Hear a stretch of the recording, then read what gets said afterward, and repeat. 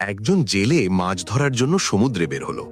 অনেক দূরে যাওয়ার পর হঠাৎ আকাশে কালো মেঘ জমে গেল, তীব্র হাওয়া বইতে শুরু করলো, আর দেখতে দেখতে এক ভয়ঙ্কর ঝড় উঠে গেল। নৌকাটি উত্তাল ঢেউয়ের সঙ্গে এদিক ওদিক দুলতে লাগলো। জেলে তার সমস্ত শক্তি দিয়ে নৌকাটি সামলানোর চেষ্টা করল, কিন্তু ঝড় এতটাই প্রবল ছিল যে শেষ পর্যন্ত নৌকাটি উল্টে গেল, আর সে অজ্ঞান হয়ে সমুদ্রের ঢেউয়ের সঙ্গে ভেসে যেতে লাগল। যখন তার জ্ঞান ফিরল, সে নিজেকে এক নির্জন দ্বীপে পড়ে থাকতে দেখল। চারদিকে কোনো মানুষের চিহ্ন নেই। সে আকাশের দিকে তাকিয়ে দোয়া করতে লাগল, হে আল্লাহ, আমাকে সাহায্য করো, এই নির্জন দ্বীপে কাউকে পাঠিয়ে দাও। সে অনেক দিন ধরে দোয়া করতে থাকল, কিন্তু কোনো সাহায্য এলো না। সময় কেটে যেতে লাগলো, তার আশা ভেঙে পড়তে লাগলো, আর একসময় সে দোয়া করাও বন্ধ করে দিল।